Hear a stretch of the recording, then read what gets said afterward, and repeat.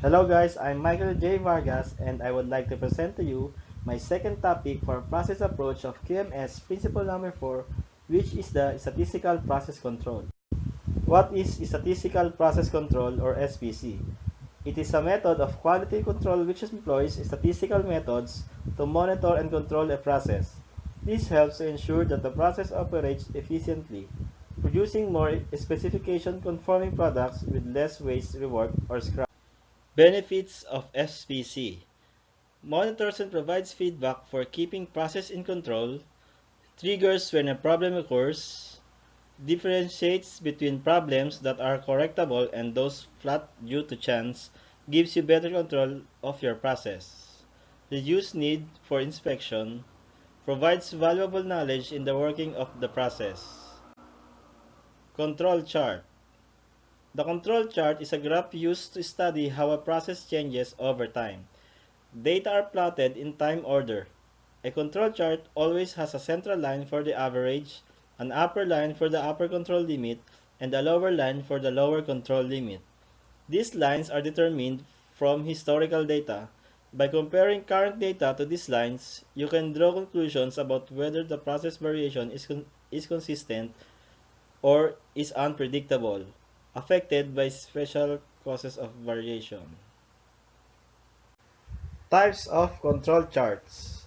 Variable control charts, which have characteristics that can take any real value.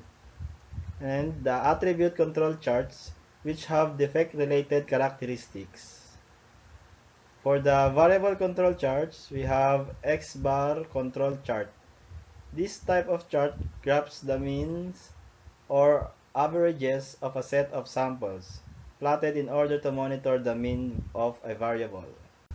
Next, we have the R control chart or the range. This type of chart demonstrates the variability within a process. It is suited to processes where the sample sizes are relatively small, for example, of less than 10.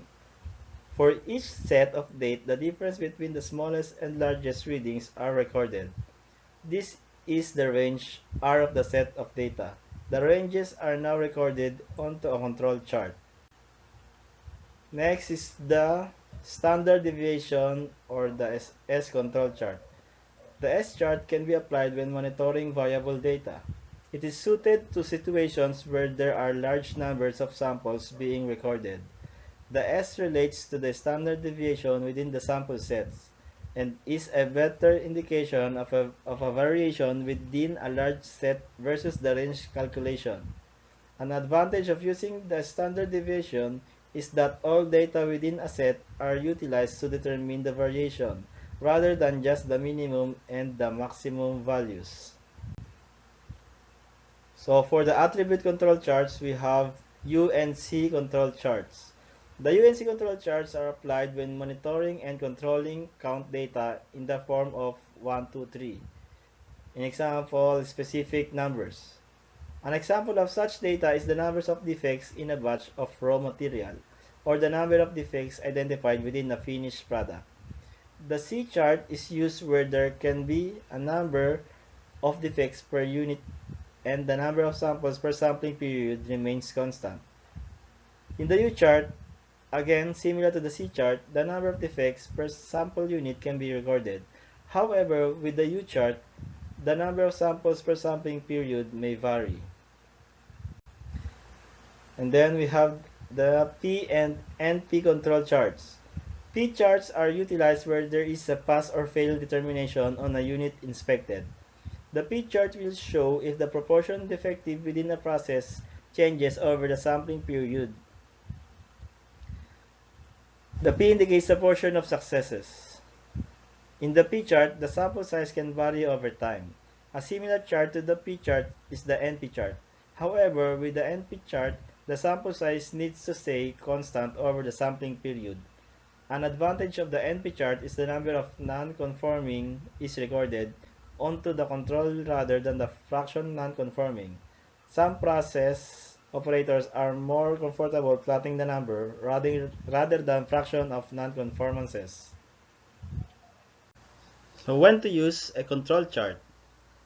It is when controlling ongoing processes by finding and correcting problems as they occur, when predicting the expected range of outcomes from a process, when determining whether a process is stable or in statistical control, when analyzing patterns of process variation from special causes or common causes, when determining whether your quality improvement project should aim to prevent specific problems or to make fundamental changes to the process.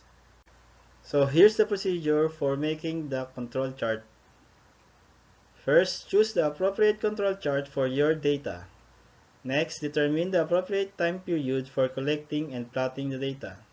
Next, collect data, construct your chart, and analyze the data. Next, look for out-of-control signals on the control chart. When one is identified, mark it on the chart and investigate the cause. Document how you investigated, what you learned, the cause, and how it was corrected.